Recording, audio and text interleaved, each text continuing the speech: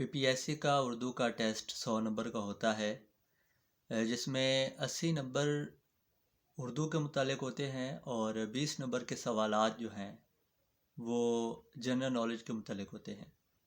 تو میں آپ کو ڈیٹیل کے ساتھ بتاؤں گا پیپر سکیم، پیپر پیٹرن، جس میں آپ کو یہ بھی بتاؤں گا کہ اردو میں کون کون سی چیزیں ہیں جو پیپر پیٹرن میں شامل ہوتی ہیں، اور جنرل نالج میں کون کون سی چیزیں ہیں جو پیپر پیٹرن میں شامل ہوتی ہیں۔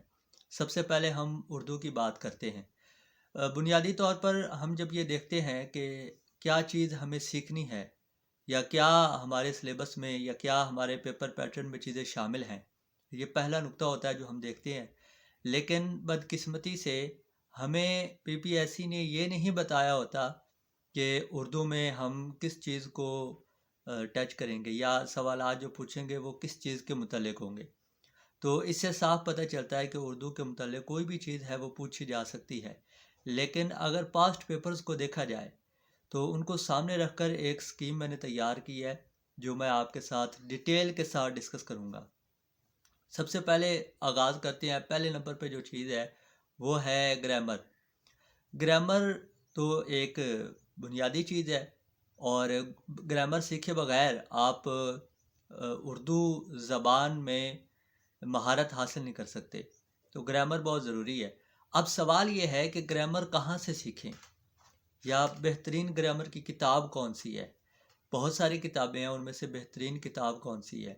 تو آغاز میں نے آپ کو بتایا تھا کہ آغاز میں آپ کو جو 6ٹھی 7ویں 8ویں کی 9ویں 10ویں کی 11ویں 12ویں کی جو گرامر کی کتابیں ہیں وہ آپ کو پڑھنی چاہیے۔ وہ کیوں پڑھنی چاہیے، اس کی وجہ کیا؟ اس کی وجہ یہ ہے کہ اس میں جو گرامر کا مواد دیا گیا ہے وہ انتہائی آسان انداز میں لکھا گیا ہے، اس لیے کیونکہ وہ بچوں کے لیے لکھی گئی ہیں۔ 6ٹھی کلاس کے طالب علم کو سامنے رکھ کے، اس کی مینٹل اپروچ کو سامنے رکھ کے وہ ایک گرامر لکھی گئی ہے، تو اس لیے اس کی ورڈنگ بہت آسان ہوتی ہے، اس کو سمجھنا آسان ہوتا ہے۔ اس میں MCQs بنے ہوتے ہیں جس سے آپ بہت کچھ سیکھ سکتے ہیں۔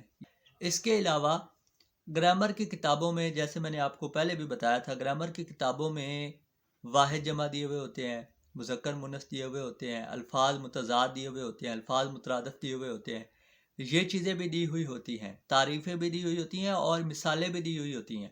یعنی جمع الجمع کیا ہے اس کی ڈیفینیشن بھی ہوگی، اور ساتھ میں اس کی مثالیں بھی دی ہوئی، مثالوں میں بھی اس کے الفاظ دیے ہوئے ہوں گے، اور اس میں سے کوئی بھی لفظ پوچھا جا سکتا ہے پیپر میں کہ جی یہ لفظ ہے، جیسے کہ اخبار جمع ہے، واحد ہے، یا جمع الجمع کیا ہے، وہ پوچھا جا سکتا ہے، اور وہ ساری اس میں ایگزامپل دی ہوئی ہوتی ہیں۔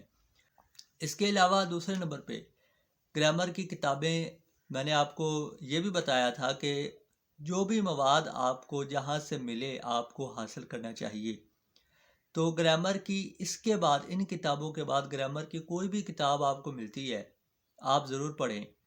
آغاز میں آپ نگارستان پڑھیں، نگارستان بہت اچھی کتاب ہے۔ اس کے علاوہ جو بھی آپ کو گرامر کی کتاب، اچھا، اور یہ بھی ذہن میں رکھیں کہ اگر آپ نے 6ٹھی کلاس کی یا 7ویں کی 8ویں کی ایک پبلشر کی آپ نے کتاب پڑھی ہے، یا ایک رائٹر کی، مثال کے طور پر آپ نے تخلیق اردو گرامر پڑھ لی 6ٹھی کی 7ویں کی 8ویں کی، تو صرف اسی پہ اکتفا نہ کریں۔